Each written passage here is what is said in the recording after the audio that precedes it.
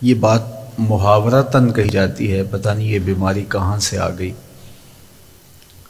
لیکن ایک مومن کا یہ اعتقاد ہے کہ یہ از خود پیدا ہونے والی کوئی چیز نہیں ہے، یہ اللہ کی طرف سے ہے، آزمائش ہے، ابتلاء ہے، امتحان ہے، تنبیہ ہے، ہمیں اعمال درست کرنے کے لیے، اپنے رویے درست کرنے کے لیے تازیانے کے طور پہ اس میں مبتلا کیا گیا ہے۔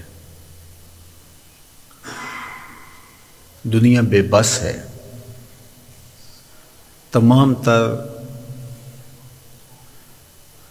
میسر وسائل کے باوصف دنیا کے سارے دعوے دھرے کے دھرے رہ گئے۔ جو کائنات کو تسخیر کرنے کی بات کرتے تھے، آج ایک چھوٹے سے وائرس سے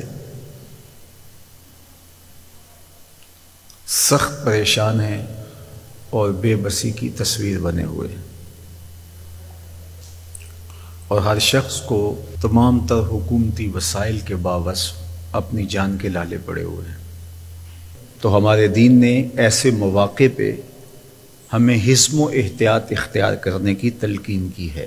حفاظتی تدابیر محکمہ صحت کی جانب سے جو بتائی جا رہی ہیں، سختی سے اس پر عمل پیرا ہوں، اپنے بچوں کو گھر میں سنبھال کے رکھیں، 5 گانہ نماز کا اہتمام کریں گے تو 5 وقت وضو کا موقع نصیب ہوگا۔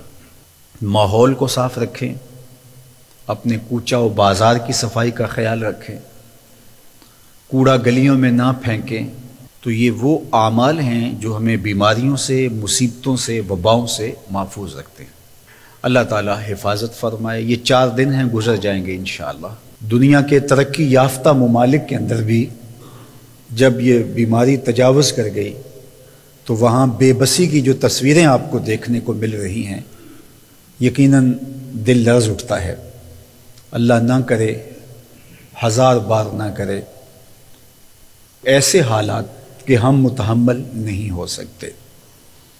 پھر جب کوئی شخص بیمار ہوتا ہے اور اس کو کوئی سنبھالنے والا نہیں ہوتا تو وہ کتنی دردناک کیفیت ہوتی ہے۔ لیکن یہ تو حالات پھر بھی قابو میں ہیں۔ کیا بنتا ہوگا ان کشمیری ماؤں کا اور فلسطین میں ان گھر میں زخموں سے تڑپتے ہوئے بچوں کا، جن کے زخم رس رہے ہوں گے اور خون بہہ رہا ہوگا، اور ماں بے چین اس بچے کو لے کے کہیں نکل نہیں پاتی کہ باہر گولیاں برس رہی ہیں، اور پھر اس کا لال اس کے ہاتھوں میں دم توڑتا ہے۔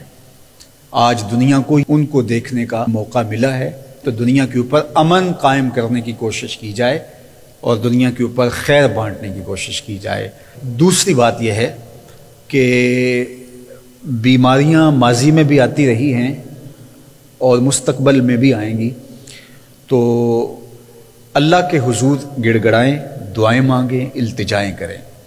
یہ جو بار بار کہا جاتا ہے کہ ہم جنگ کر رہے ہیں، یہ اللہ کی طرف سے بھیجی ہوئی تکلیفوں سے جنگ نہیں ہو سکتی۔ یہ ہم اس کے حضور معذرت کرتے ہیں، اپنے گناہوں کی معافی مانگتے ہیں اور احتیاطی تدابیر کر سکتے ہیں، اور تدابیر کو اختیار کرنا بھی ہمارے دین نے ہمیں بتایا ہے، اور یہ تقدیر کے برعکس نہیں ہے۔ باقی اللہ تعالیٰ سے کبھی بھی مایوس نہ ہونا۔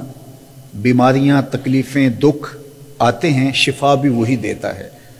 اللہ تعالیٰ نے قرآن مجید میں ایک مقام پر ارشاد فرمایا، حضرت ابراہیم علیہ السلام کا وہ کہنا کہ وَإِذَا مَرِضْتُ فَهُوَ يَشْفِينِ، جب میں بیمار ہوتا ہوں تو وہ مجھے شفا دیتا ہے۔ تو شفا کو اللہ کی طرف منسوب کیا جائے۔ امام غزالی نے اس پہ بحث کی ہے کہ کسی شخص کو شفا ملے تو وہ کہے کہ میرے اللہ نے مجھے شفا دی ہے، اگرچہ دوائی دارو اس نے استعمال کیا ہے، اس نے پرہیز کیا ہے، اس نے جو ڈاکٹر نے، حکیم نے، اطباء نے جو طریقہ بتایا تھا اس کے مطابق عمل کیا ہے، لیکن وہ کہے کہ میرے مالک نے مجھے شفا دی، اور حقیقت میں شفا اللہ کی جانب سے ہی ہے۔ ہمارے ڈاکٹرز کے پیڈ پہ لکھا ہوتا ہے شفا من جانب اللہ۔ یہ پہلی مرتبہ ایسا ہوا ہے کہ ایک کرونا سے شفا پانے والا مریض میڈیا پہ آتا ہے تو اس کو اینکر کہتا ہے تو نے کس طرح جنگ لڑی؟ تو وہ کہتا ہے میں نے اس طرح جنگ لڑی۔ یہ ایک مومن کا طریقہ نہیں ہے کہ وہ اس طرح بات کرے۔ تو شفا من جانب اللہ ہے، یہ ہماری لڑائی کے نتیجے میں نہیں ہے کہ ہم نے لڑ کے جیت کے شفا لے لی، یہ اللہ کی عطا سے ہمیں نصیب ہوئی ہے۔ اللہ ہمیں شفائیں عطا کرے، ان وباؤں سے نجات دے، خیر کی راہوں کا مسافر رکھے، اپنی پناہ میں رکھے، اور ہم سب کی حفاظت فرمائے، ہمارے اداروں کی حفاظت فرمائے۔ اس وقت ڈاکٹر، پاک فوج اور ہماری پولیس جس طرح اپنی جان کو خطرے میں ڈال کر کے ڈیوٹیاں سر انجام دے رہے ہیں، ہم ان کو خراج تحسین بھی پیش کرتے ہیں اور ان کا احترام بھی کرتے ہیں کہ بہت سارے لوگ سمٹ کے گھروں میں بیٹھ گئے، لیکن یہ لوگ اپنی جگہوں پہ کھڑے ہیں اور قوم کے لیے قربانیاں پیش کر رہے ہیں۔ اللہ تعالیٰ جل شانہ ان کی حفاظت فرمائے اور ان کو کوئی گزر نہ پہنچے، بیماریوں سے، پریشانیوں سے، دکھوں سے اللہ انہیں بچائے، ان کو عزتیں دے، ان کی نسلوں کو بھی خوشبودار کرے۔